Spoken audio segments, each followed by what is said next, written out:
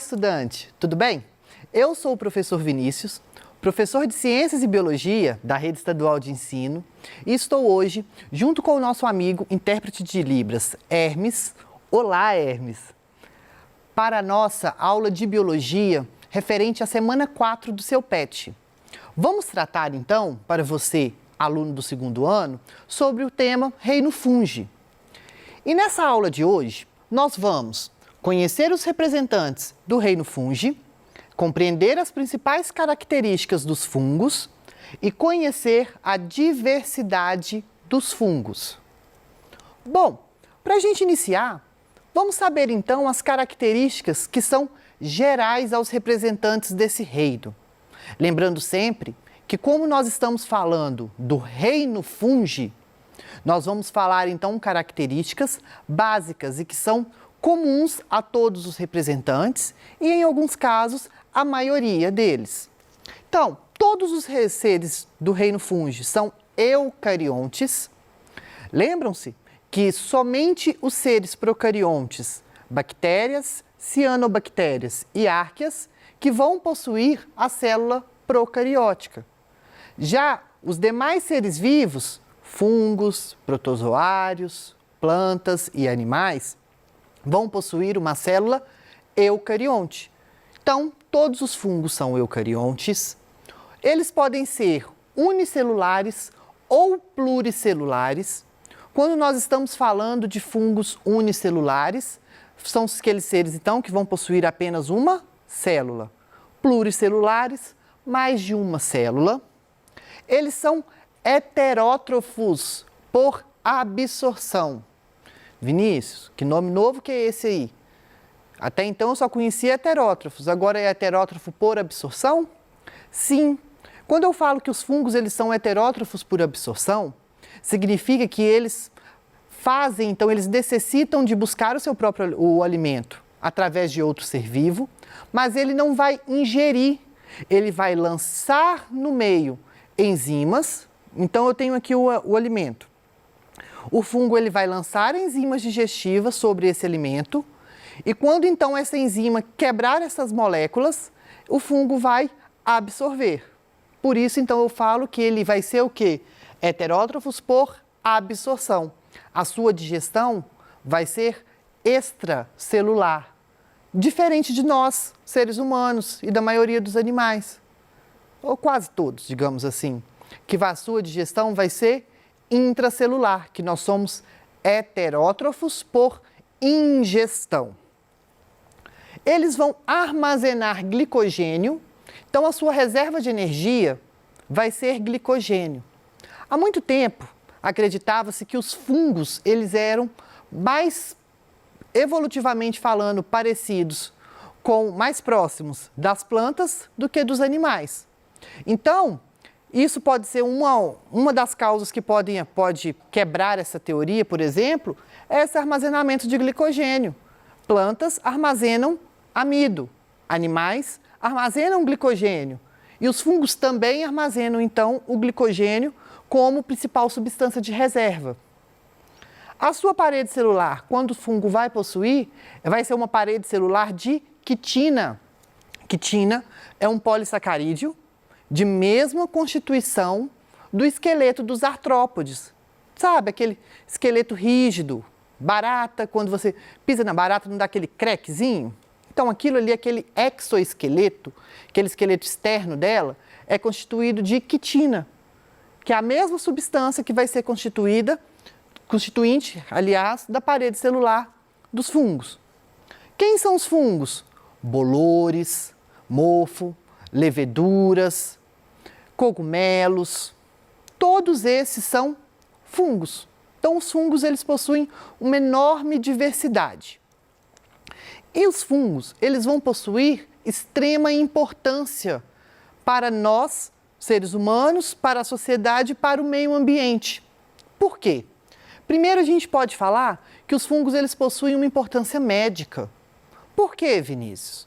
O primeiro antibiótico descoberto foi através de por acaso, a descoberta então da penicilina, o primeiro antibiótico, onde então Alexandre Fleming né, que era o pesquisador que estava pesquisando essas culturas de bactérias, ele deixou lá, então, percebeu que bactérias não cresciam ao redor do gênero desse fungo aqui, ó, Penicillium. Daí, então, ele, estudando mais profundamente, percebeu que esse fungo liberava, então, toxinas que matariam essas bactérias. Daí, então, o primeiro antibiótico. Olha a importância médica aí. Fermentos biológicos, olha a atividade econômica. Nós sabemos que vários fermentos biológicos, pão, por exemplo, olha a massa de pizza, a massa do pão, ela vai crescer quando você compra aquele fermento biológico. Nós temos então fungos ali, responsável então em fazer a fermentação, e isso faz com que sua massa cresça. Decompositores, nós sabemos que a maior parte, né, da reciclagem de nutrientes e dos seres decompositores que nós temos na natureza são representados pelos fungos e pelas bactérias. Olha a importância aí na decomposição. Comestíveis, existem sim fungos comestíveis, credo, Vinícius. Quem nunca comeu um bom estrogonofe com champignon, aquele cogumelozinho? Olha o fungo aí. Shiitake, shimeji, dentre outros que nós temos aí, são todos fungos. Inclusive tem um fungo que ele é caríssimo, eu nunca comi. É tipo caviar, nunca vi nem comi, eu só ouço falar. Tem aquele fungo que é a trufa, que chama, ele é caríssimo, a pessoa rala então só pedacinhos de trufa em cima de alguns pratos, porque é um cogumelo, é um fungo, e que tem de grande valor econômico, e diz que tem de grande sabor também. Olha aí então, as micorrizas, que são associações benéficas que vão acontecer entre plantas e algas, desculpa, entre fungos e raízes de plantas, tá? Que vão permitir então a fixação biológica do nitrogênio e vão dar outras substâncias, substratos também para essa planta. Olha que importância, então, econômica. E quando falamos também na questão dos líquens. Líquens vai ser outra associação, uma associação obrigatória. Quando nós falamos em associação obrigatória, nós estamos falando em mutualismo. É obrigatória para os dois seres, entre fungos e algas, ou cianobactérias. Como assim? Olha que interessante. Nós temos aqui, então, ó, várias aqui, fungos, por exemplo, e aqui, entre eles, nós temos aqui, ó, as algas. Isso daqui forma, então, o que a gente chama de líquens. Mas por que, Vinícius? Enquanto o fungo, ele vai oferecer, então, o substrato, vai oferecer, né, outras nutrientes necessários para essas algas. As algas, então, vão fornecer alimento para esse fungo. Olha que interessante. Mas, Vinícius, quando fornece alimento, vai ser maléfico? Não. Eles estão contando em uma simbiose tão grande que vai ser obrigatória para os dois, para a sua sobrevivência. E os líquens, todos nós conhecemos, que são esses daqui que eu trouxe para vocês. Olha que interessante. Vamos pegar esse pequenininho aqui primeiro. Então, quando a gente tem locais de umidade, troncos de árvore, geralmente, esse daqui é do quintal lá da minha casa. Reparem que isso daqui, olha, são líquens. Isso que eu acabei de falar com vocês. São essas associações benéficas, tá? E obrigatórias entre fungos e algas. Uma importância muito grande do líquen é que os líquens eles são considerados como bioindicadores de qualidade de ar. Como assim, Vinícius? Quando a gente fala em bioindicadores, eu estou falando de seres vivos, então, que vão ter esse papel de indicar uma boa qualidade, como, por exemplo, o ar. Reparem nesse pedaço de tronco aqui. Estão vendo aqui que esses líquens têm uns verdes mais claros, verdes escuros, só que eu pego aqui, olha, esse amarelinho aqui, ó, bem esse daqui. Isso daqui, então, quanto mais colorido é o meu líquen, significa que mais puro é o meu ar. Ele pode ter também outras cores, igual aqui, ó. Nós temos aqui o vermelho, deixa eu achar aqui o vermelhinho, aqui, ó. Tá vendo? Isso tudo aqui, então, significa que são boa qualidade de ar. Isso são os meus líquens. E a gente tem classificações para isso, mas que eu não vou aprofundar com vocês. Então, para quem não conhece o líquen, é isso. Então, eu trouxe aqui para vocês cogumelos, né? A questão das micorrizas, aqui a levedura, aqui, então, uma colônia de bactérias com desenvolvimento de penicilina e aqui os líquens. Bom, quando a gente fala da estrutura de um fungo, obviamente pluricelular, a gente lembra logo então dos cogumelos. Para a gente já ficar familiarizado, esses daqui são os que nós chamamos de basidiomicetos, tá? Mais para frente eu vou falar dele. Então eu tenho estruturas então que parecendo aqui vários filamentos que nós chamamos de hifas. Essas hifas, elas vão ser a constituição, a estrutura básica de um fungo pluricelular. E o conjunto dessas hifas nós chamamos então de micélio. Então, hifa vai ser a unidade constituinte. Quando eu tenho várias hifas, eu chamo de micélio. Nesse caso aqui, todos esses cogumelos então que formam esse chapeuzinho aqui, nós falamos que essa parte de cima aqui nós chamamos de corpo de frutificação ou micélio reprodutivo. O que isso significa? Que esse micélio ele vai ser adaptado para a reprodução. E essa parte de baixo aqui a gente chama de micélio vegetativo, que serve para fixação desse fungo no seu substrato. Quando a gente fala nas hifas, as hifas elas possuem formas, dois formatos. Quando a hifa ela vai ter vários septos que a gente fala, nós chamamos de hifas septadas. Olha aqui como que vai funcionar para a gente compreender essa estrutura de hifa septada. É como se fosse várias células, então ó, várias células que vão estar aqui ó, dividindo. Cada coisinha dessa daqui, então eu chamo de septo. Então, quando eu falo de hifas septadas,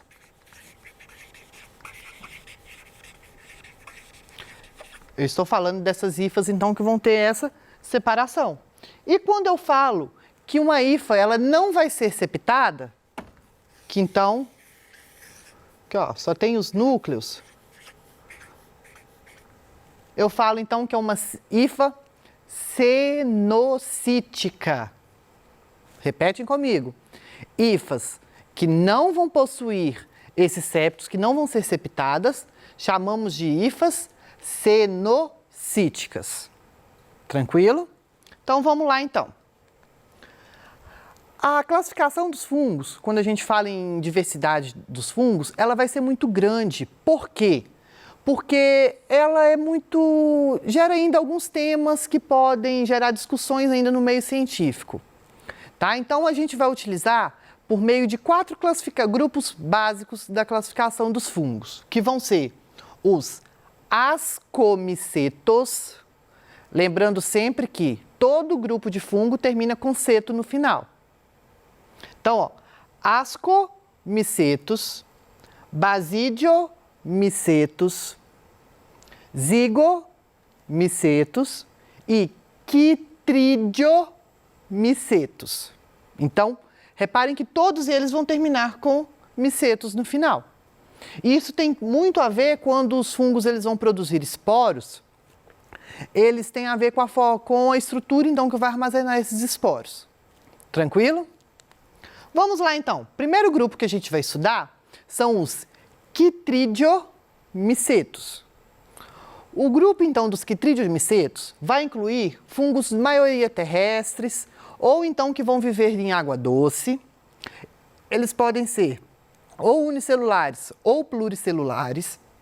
Quando eles são pluricelulares, as suas hifas são cenocíticas. O que são hifas cenocíticas?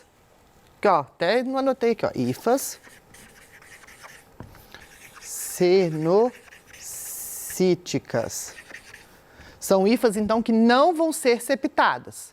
Então, as suas hifas são cenocíticas. Exemplo, esse fungo aqui com esse nome difícil, tá?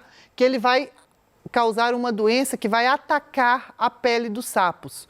Várias espécies, então, de anfíbios e várias espécies de sapos estão morrendo devido, então, a esse fungo. Segundo grupo que a gente vai ver são os zigomicetos, tá? Eles podem ser aquáticos ou terrestres. Quando são pluricelulares, nós chamamos que as suas hifas, elas são hifas cenocíticas, Eles podem reproduzir tanto de forma sexuada como de forma assexuada. Exemplo, bolor negro.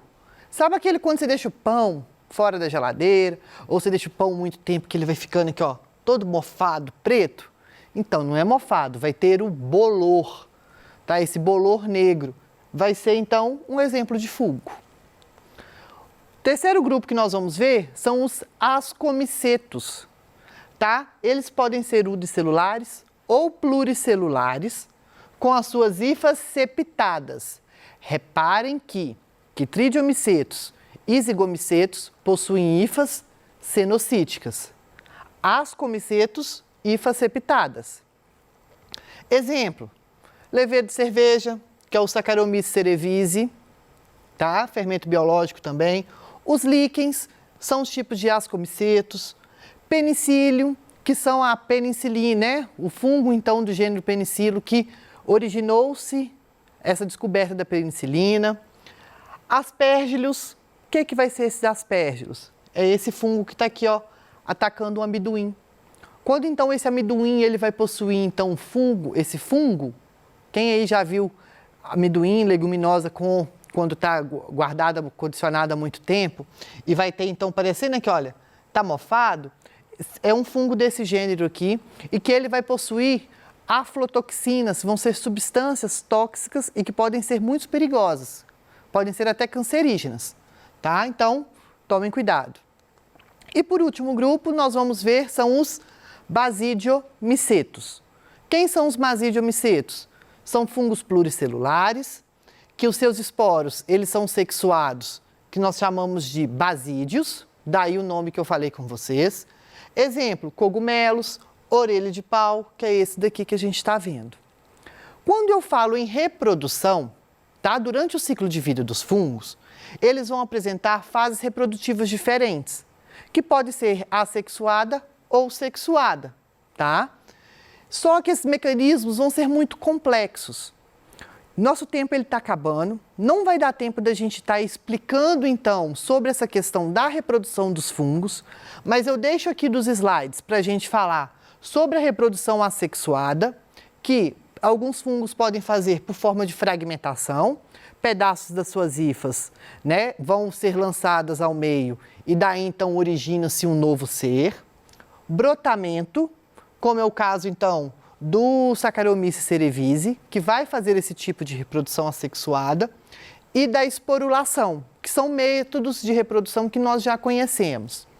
Quando falamos em reprodução sexuada, vai ser um ciclo mais complexo e específico para cada um.